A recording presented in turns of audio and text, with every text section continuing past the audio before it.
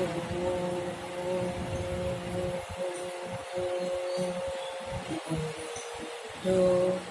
नमः।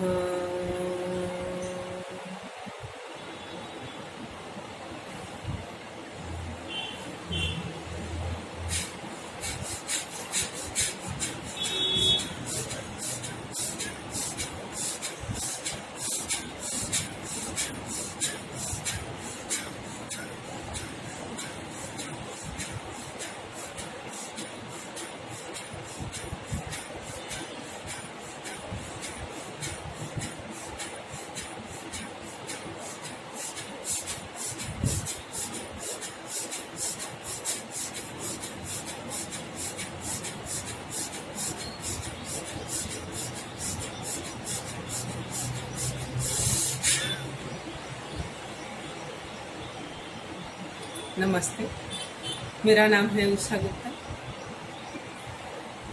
मैं बात करूंगी भस्त्रिका प्राणायाम के बारे में, जो कि अभी मैंने किया।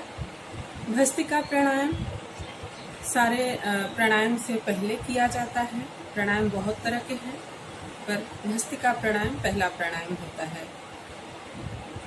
और भस्त्रिका प्राणायाम को करने के लिए हमें सबसे पहले सीधा बैठना है, इस तरह से पलथी मारकर, और पहली उंगली और अंगूठे को इस तरह से टच कर लेना है। 3 उंगलियों सीधा रखना है और हमें घुटने पे हाथ को रखकर कमर सीधा, गर्दन सीधा और आँखों को हल्के से बंद करके हमें भस्त्रिका प्राणायाम करना है। लेकिन भस्त्रिका प्राणायाम किन्हें करना चाहिए? सभी को करना चाहिए, लेकिन सभी को तेज गति से नहीं करना चाहिए, मध्य गति से करना चाहिए। मध्य गति से कैसे होता है? इस तरह से आप बैठ जाइए, पूरी स्थिरता के साथ बैठिए, मन में बिल्कुल तनाव नहीं होना चाहिए। कमर सीधा करके, मन को शांत करके धीरे धीरे श्वास को भरिए।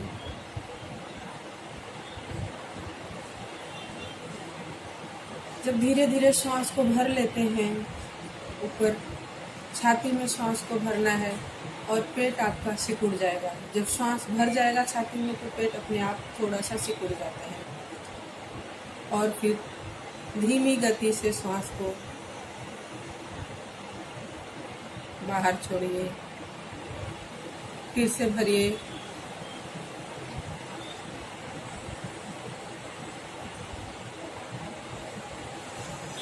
छोड़िए।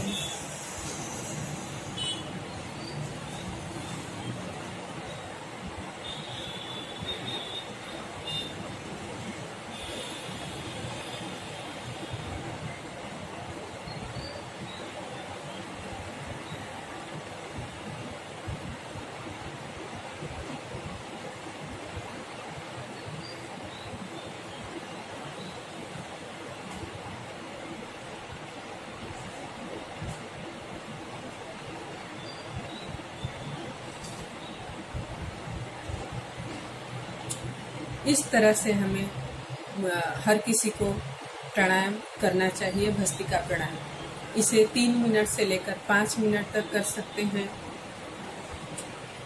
और जिन्हें तेज गति से करना है, उनके लिए मैंने अभी जो थोड़ी देर पहले बताया उस तरह से। लेकिन जिन्हें कोई डिजीज नहीं है, हार्ट प्रॉब्लम नहीं है, बीपी हाई नहीं है, वो तेज गति से कर सकते हैं। युवा लोगों को तेज गति से करना चाहिए, और जो थोड़े एज के हैं उन्हें तेज गति से नहीं करना चाहिए। जो मैंने अभी बताया मध्यम गति से वो करना चाहिए। तो अगर आपको ऐसा लग रहा है कि नहीं, आपको नहीं जम रहा है, तो आप पहले किसी टीचर से मिलिए, किसी योगा टीचर से मिलिए, उनसे बात कीजिए, उनसे पूछिए कि मैं कैसे कर सकती हूँ या कर सकता हूँ। तो उनकी सलाह से कीजिए, या फिर अपने डॉक्टर से बात कीजिए कि भस्त्रिका प्राणायाम मुझे करना चाहिए कि नहीं करना चाहिए। क्योंकि अगर आपने तेज गति से कर लिया और आपको कुछ डिजीट है, तो आपको दिक्कत आ सकती है। इसलिए किसी टीचर की सलाह से ही कीजिए। देखिए, श्वास से तो हम लेते ही रहते हैं, जन्म से लेकर अंत तक हम श्वास लेते रहते हैं, लेकिन हमने श्वासों पे कभी ध्यान नहीं दिया है। हमें श्वासों पे ध्यान देना ही चाहिए।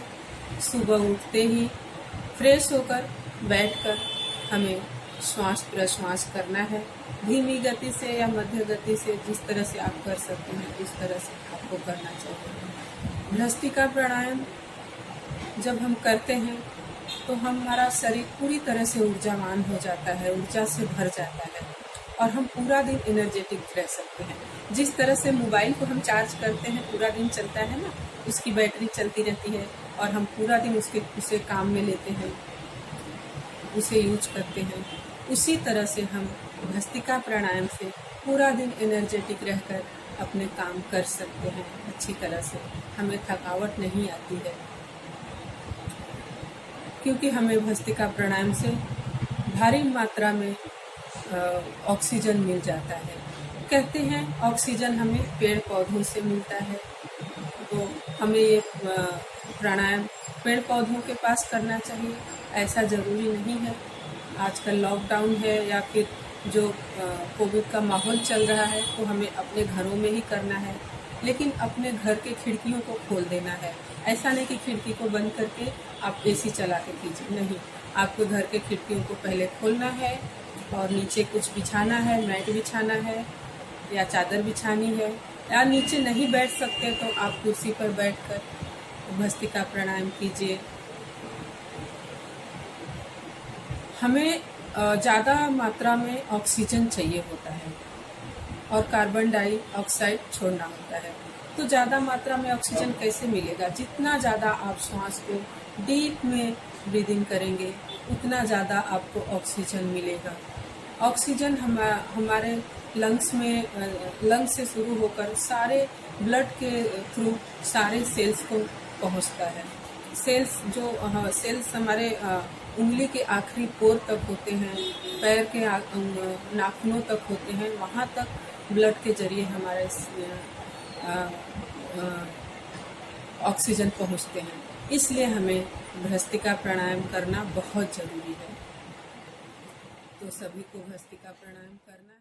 भस्त्रिका प्राणायाम से आपको जो सर्दी होती रहती है, साइनस रहता है या बुखार आता रहता है, ये सारे चले जाते हैं। सर्दी में जो हमारे जाम हो जाते हैं, कफ जाम हो जाते हैं, पूरे सिर से लेके गले तक भरे रहते हैं, वो जो जाम रहते हैं वो भस्त्रिका प्राणायाम से निकल जाते हैं। डेली बेसिस पे करते हैं तो आपके साइनस के प्रॉब्लम सॉल्व हो जाते हैं। तो आप करके देखिए, आपको खुद समझ में आएगा कि भस्त्रिका प्राणायाम से आपको कितना फायदा हो रहा है। भस्त्रिका प्राणायाम की तासीर गर्म होती है, तो जिन्हें सर्दी है, बुखार, जिन्हें सर्दी और साइनस रहता है, उन्हें 15 से 21 बार या 3 से 5 मिनट इस हिसाब से करना चाहिए हर रोज। और जिनका पित्त बढ़ा हुआ होता है उन्हें भस्त्रिका प्राणायाम नहीं करना है ज़्यादा, उन्हें मध्य गति से 2 मिनट 3 मिनट ही करना चाहिए, ज़्यादा नहीं करना चाहिए, क्योंकि इसकी तासीर गर्म होती है, तो जिनका पित्त बढ़ा हुआ होता है उन्हें नुकसान हो सकता है। बाकी सभी लोग कर सकते हैं, और जिन्हें साइनस या सर्दी होती रहती है या कभी कभी भी होती है, तो आपको ज़्यादा भारीपन लग रहा है, तो ये भस्त्रिका प्राणायाम कर लीजिए, आपको हल्का महसूस होगा।